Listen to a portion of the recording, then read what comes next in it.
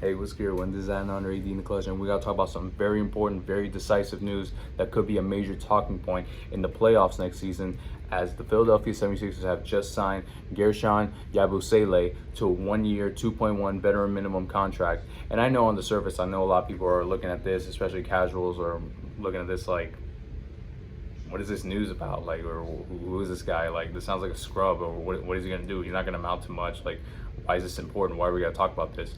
I understand that, but we have to realize that he just came off an impressive performance for Team France in the 2024 Paris Olympics, where he competed really well against top level talent, in especially the quarterfinals, semifinals, and gold medal game against Canada, Germany, and Team USA respectively.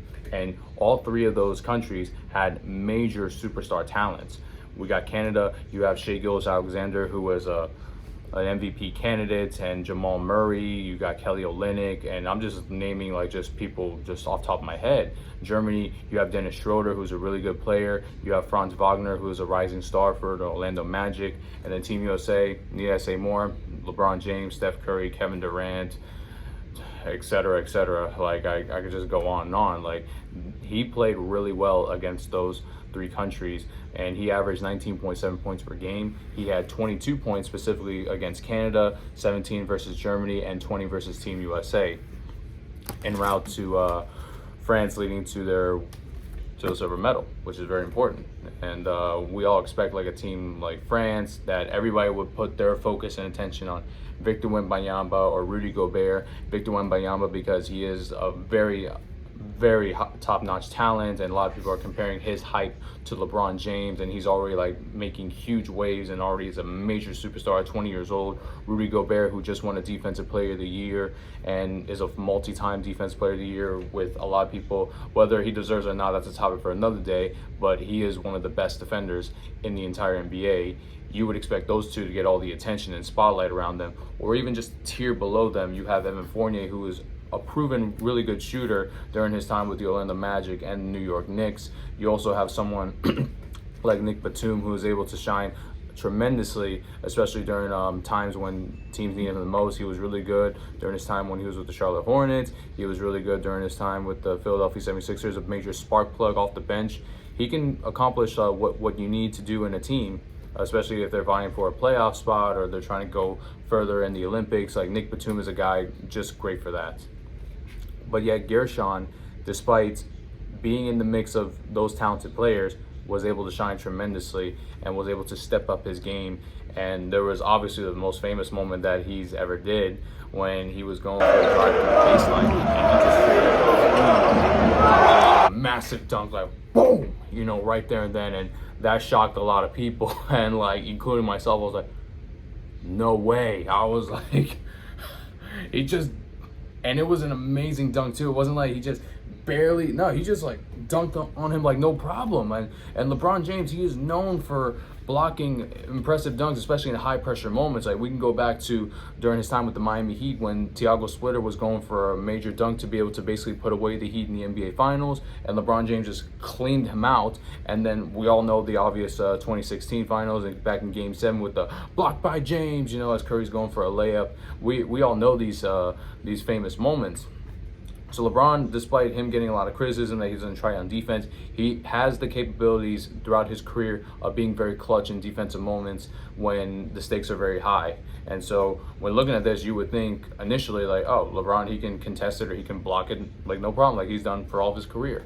But no, he's got beaten, and at least for that play, he was beaten. But still, it was very impressive, and a lot of teams are looking around, seeing his performance, how he's been doing really good against top-level talents from Canada, from Germany, and Team USA, and they're like, you know what? Let's give this guy a chance. Let's see what he's got, and we'll just give him a 1-year deal, and who knows? Maybe he can become a major spark plug for us in the playoffs. Maybe he can take over if one of our star players is down, because he can do it in a major global stage in the Olympics. So let's see if he can do it right here in America, in the NBA. So let's give him a shot. And the Philadelphia 76ers basically did exactly that. They gave Guerschon a 1-year deal, and helping them out with their forward depth, as they are coming off an impressive offseason. They signed Paul George, arguably the most coveted, talked about free agent available in the market at the time. He signed with the Philadelphia 76ers. They also added major pieces with Caleb Martin, who, as a Heat fan, I will admit, like, he is very talented, and he just can step up big time. He's very talented. He's really good at driving. He's a good defensive player. He can be able to be very clutch when needed, especially, to Boston Celtic fans when Caleb Martin basically just single-handedly, like, carried the Heat to a win en route to them making the finals last year. He is a capable, proven winner. Like, Caleb Martin, like, he's a player that the 76ers do need, and he can be able to bring that toughness from that Miami Heat culture to bring it to Philadelphia. And I believe Philadelphia, they're going all in, because they also surrounded themselves with really good players in Andre Drummond, who's a proven reliable, at least backup center for now. They got Eric Gordon, who's another proven shooter, veteran leader in the locker room, who the young players in the Sixers, they could definitely lean towards and have a mentor. And they also kept Kelly Oubre, who's been an amazing free agent. A lot of people did talk about last year, especially around this time last year, where people wanted to sign Kelly Oubre and Christian Wood, and he signed with the 76ers and was able to stay with them, so that's very important. And getting Kyle Lowry, another veteran leader who the 76ers could use in the locker room to keep the chemistry going.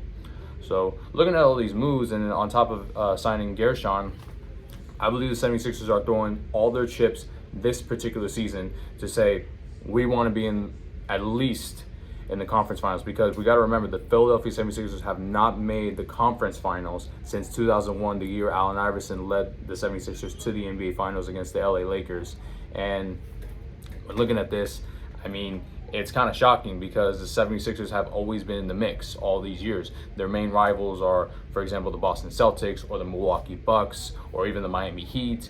And for some reason, they just could never get past the second round.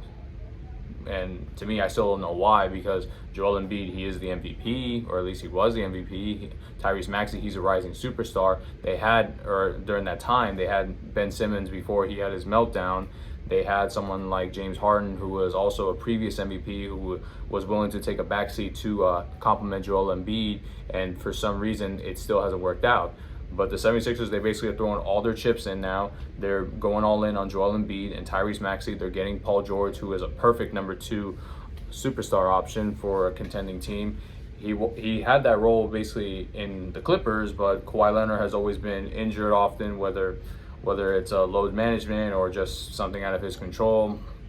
It just can never work out. And Paul George, while he is a very talented player, he's not, in many eyes, a number 1 option for a championship contending team. That doesn't mean he's bad. That doesn't mean he's a choker. It just means, like, that's just not his role. Well, Joel Embiid, that's going to be his role, to be the number 1. He's given another chance to make this work. And then Paul George, he can be able to complement Joel Embiid. And then Tyrese Maxey, he can be that perfect scoring guard that can just take over when needed. And Guerschon, he can be able to put himself in the mix to be able to at least compete for the second unit, or possibly even for the starting spot, to take over Caleb Martin or Kelly Oubre's starting spot if either one of them is injured or doesn't perform to expectations. So we'll just have to wait and see. But let me know what you guys think down in the comment section down below. What do you guys think of this signing? Do you believe this is going to be an important factor for the playoffs? Do you think it's not going to amount to anything? And also, what do you guys think, Sixers fans? Do you believe this is the year, this is the team you guys can build around to be able to compete with the likes of the Boston Celtics, the Milwaukee Bucks, the Miami Heat, or especially now the New York Knicks, who have also went all in this season? We just got to know, like, because the East is getting very packed. And I haven't even mentioned the Indiana Pacers yet, and they made the conference finals. So there's a lot, and even the Cleveland Cavaliers, or even the rising team like the Orlando Magic, like there are lots of teams out there that are vying for either the conference finals or the NBA finals spots. And everybody knows that the road has to go through Boston, because talent-wise, they are the best team out there in the East. So I'd love to hear you guys out, Sixers fans. What do you guys think? Do you guys believe you're capable of doing this, or do you guys believe it's a little too late with Joel Embiid's age or health? Let me know, and we can discuss down below. But thank you all so much for your time and effort. I certainly love and appreciate every single one of you guys. Please like and subscribe to the channel, as it means so much to me, and I appreciate every single one of y'all. God bless, and talk soon.